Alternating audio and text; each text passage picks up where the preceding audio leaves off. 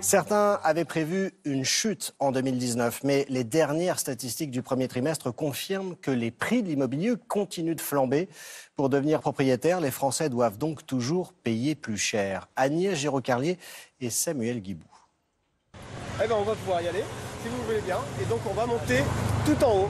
Ce jeune couple en est aujourd'hui à sa 34e visite. Un 2 pièces dans le centre de Paris. 33 mètres carrés pour 380 000 €. Mais à l'achat risque de s'ajouter d'autres dépenses. Parce qu'au final, il faut quand même tout refaire. Il faut compter une belle enveloppe pour les travaux, entre refaire les sols, refaire un rafraîchissement, la cuisine. Ça va assez vite.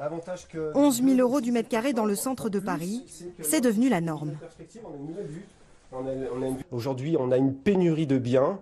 Effectivement, ça contribue au fait que les prix vont grimper. C'est ce qu'on appelle un effet d'inflation.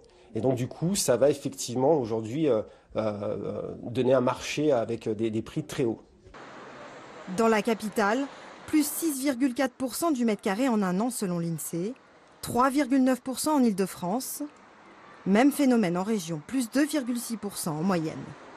Des prix qui ne découragent pas les acheteurs, le nombre de transactions augmente lui aussi. En un an, 985 000 ventes dans l'ancien. Les taux vont rester très bas, donc la pression sur la demande va rester très forte. Et tant que les taux ne remonteront pas, mais franchement, très franchement, ce qui n'est pas du tout prévu, il n'y a pas de raison que les prix de l'immobilier se calment. Selon l'INSEE, l'envolée des prix de l'immobilier concerne avant tout les agglomérations. Dans certaines zones rurales, le marché reste déprimé depuis la crise de la fin des années 2000. Y aura-t-il une guerre du steak entre l'Europe et l'Amérique ?